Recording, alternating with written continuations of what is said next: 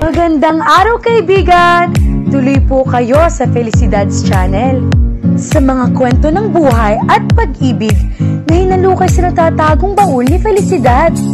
Pero bago po tayo magpatuloy, huwag niyo pong kalilimutan na i-like ang video, i-subscribe ang channel, at i-click ang notification bell para lagi kayong updated sa mga parating pa na upload.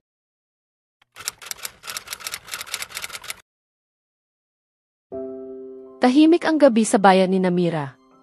Sa kabila ng malamig na simoy ng hangin, mainit ang titig ni Liam habang magkasabay silang nakaupo sa lumang bangkong kahoy sa harap ng flower shop. Hindi na si Leo ang katabi niya, kundi si Liam Rivas, ang lalaking bumuo sa dalawang magkaibang mundo, ang magulong mundong kanyang pinagmulan at ang tahimik na mundong natagpuan niya sa piling ni Mira. Ang mga ilaw mula sa tindahan ay kumikislap sa salamin, at ang amoy ng mga bagong gupit na bulaklak ay sumasabay sa ihip ng hangin.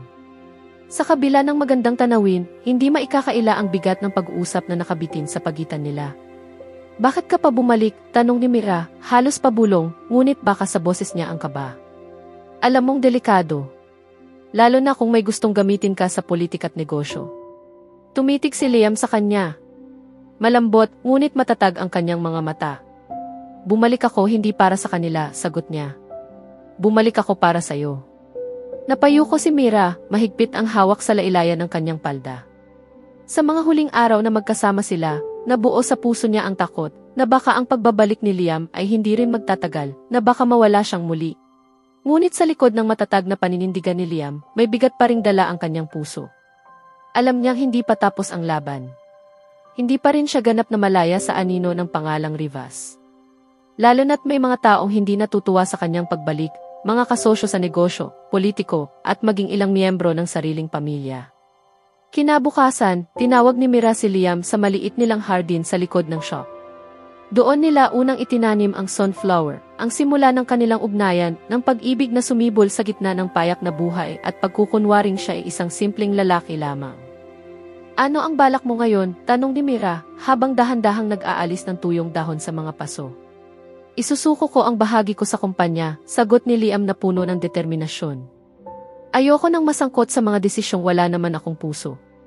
Gusto kong magsimula ng bagong negosyo, isa na hindi batay sa apelyido ko, kundi sa sarili kong kakayahan.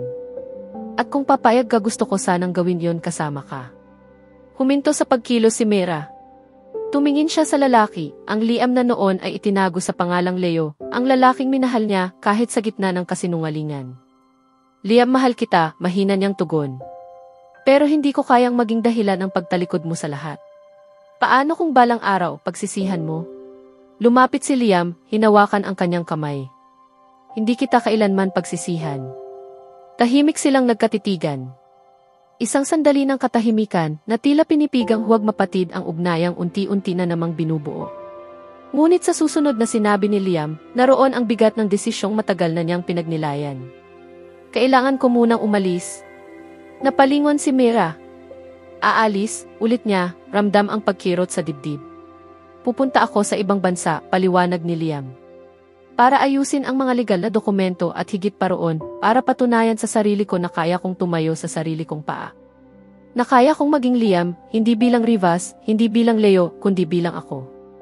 Nanginig ang labi ni Mira. Wala siyang sinabing gihuwag dahil alam niyang tama si Liam. Ngunit hindi rin siya nagsabing sige dahil ayaw niyang maramdaman ang paglayo ng lalaking minahal niya.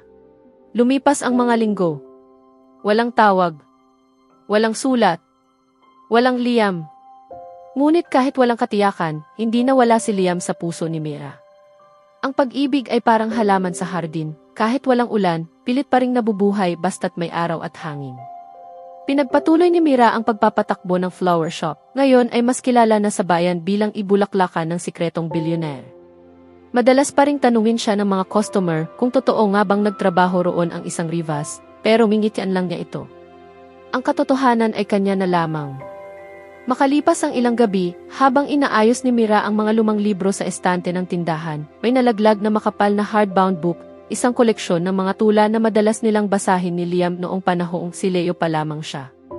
Pagbukas niya ng libro, may nakita siyang nakasingit na lumang liham sa pagitan ng mga pahina. Kumupas na ang papel, ngunit malinaw pa rin ang sulat kamay. Mira, kung binabasa mo ito, malamang matagal na akong nakaalis. Pero gusto kong malaman mong hindi ko piniling lumayo para iwan ka. Pinili kong lumayo para patatagin ang sarili ko, para kung sakaling bumalik ako, wala nang alinlangan sa panig ko o ng sinuman. Kung hindi na ako babalik sana, patawarin mo ako. At sana, kahit minsan, maalala mong minahal kita hindi bilang Leo o bilang Liam, kundi bilang lalaking natutong magmahal dahil sa isang babaeng ang mundo ay puno ng bulaklak. Nagmamahal. Liam.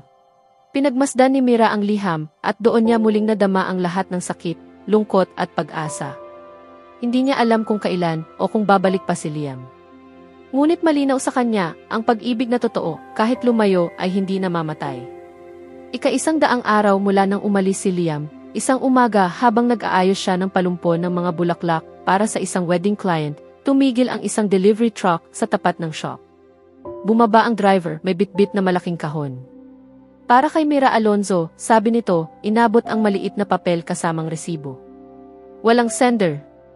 Pagkabukas niya ng kahon, tumambad ang isang paso ng sunflower. Sa gitna nito, may nakabaon na maliit na plaque na may nakasulat. Pagmamahal ni Liam. Walang pirma. Walang paliwanag. Ngunit alam na ni Mira. Alam niyang bumalik na si Liam. Hindi na bilang nagtatago. Hindi na bilang taong may itinatagong pagkatao. Bumalik siya bilang lalaking handa na sa katotohanan, sa laban at higit sa lahat sa pag-ibig. Sa susunod na kabanata, haharapin ni Mira at Liam ang hamon ng muling pagkikita at kung paano nila patitibayin ang kanilang relasyon sa kabila ng mga lumang sugat at bagong pagsubok. Malalaman din nila kung hanggang saan ang kanilang kayang ipaglaban para sa tunay na pag-ibig na unti-unting naglalakas. Kaya abangan natin,